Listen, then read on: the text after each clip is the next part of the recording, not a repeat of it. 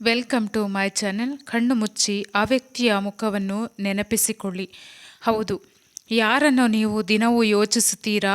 ಇಂದಿನ ರೀಡಿಂಗ್ನಲ್ಲಿ ನೋಡೋಣ ಅವರು ನಿಮ್ಮ ಬಗ್ಗೆ ನಿಜವಾಗಿ ಏನು ಭಾವಿಸುತ್ತಿದ್ದಾರೆ ಮತ್ತು ಅವರ ಹೃದಯದೊಳಗಿನ ಮಾತೇನು ಎಂದು. ಮೊದಲನೇ ವ್ಯಕ್ತಿ.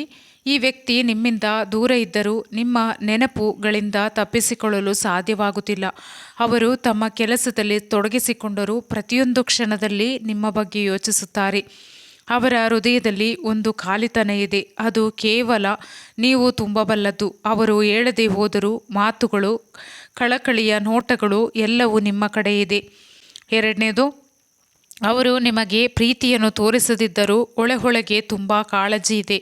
ನೀವು ಅವರಿಗೆ ಶಾಂತಿ, ಅವರ ಮನಸ್ಸಿನ ಸಮಾಧಾನ. ಅವರು ಇನ್ನು ಮುಂದೆ ನಿಮ್ಮತ್ತ ಒಂದು ಹೆಜ್ಜೆ ಇಡಬೇಕೆಂದು ಯೋಚಿಸುತ್ತಿದ್ದಾರೆ, ಆದರೆ ಹೆದರಿಕೆ ಇದೆ. ನೀವು ಅವರನ್ನೇ ಇನ್ನೂ ಬಯಸುತ್ತೀರಾ ಎಂಬ ಪ್ರಶ್ನೆ. 3. ಈ ವ್ಯಕ್ತಿ ನಿಮಗೆ ದೇವರ ವರದಂತೆ ಕಾಣುತ್ತಾರೆ. ಅವರ ದೃಷ್ಟಿಯಲ್ಲಿ ನೀವು ಒಂದೇ ರೀತಿಯ ವ್ಯಕ್ತಿಯಲ್ಲ, ವಿಶಿಷ್ಟ, ಸ್ಫೂರ್ತಿದಾಯಕ ಮತ್ತು ಪ್ರೀತಿಯ ಶಕ್ತಿ ತುಂಬಿದವರು. ಅವರು ನಿಮ್ಮ ಇಂದಿನ ನೆನಪುಗಳಲ್ಲಿ ಜೀವಿಸುತ್ತಿದ್ದಾರೆ. ನೀವು ಹೋದರೂ ಅವರ ಹೃದಯದಲ್ಲಿಯೇ ಇನ್ನೂ ನೆಲೆಸಿದ್ದೀರಾ. ಹಾರ್ಟ್, ನೀನು ನನ್ನ ಜೀವನದ ಅದ್ಭುತ ಅಧ್ಯಾಯ.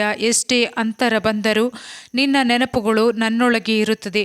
ಒಂದು ಕಲೆಕ್ಟಿವ್ ಎನರ್ಜಿ ರೀಡಿಂಗ್. ಎಲ್ಲರಿಗೂ ಒಂದೇ ಥರ ಫಲ ಇರದಿರಬಹುದು, ಆದರೆ ಇದು ನಿಮ್ಮ ಹೃದಯಕ್ಕೆ ಸ್ಪಂದಿಸಿದರೆ ಅವರು ನಿಮಗೆ ಏನೋ ಹೇಳಲು ಪ್ರಯತ್ನಿಸುತ್ತಿದ್ದಾರೆ. ಕಮೆಂಟ್ನಲ್ಲಿ ಬರೆಯಿರಿ, ನಾನು ನನ್ನ ಹೃದಯವನ್ನು ಕೇಳುತ್ತೇನೆ. ಮುಂದಿನ ವಿಡಿಯೋದಲ್ಲಿ ಭೇಟಿಯಾಗೋಣ. ಧನ್ಯವಾದಗಳು.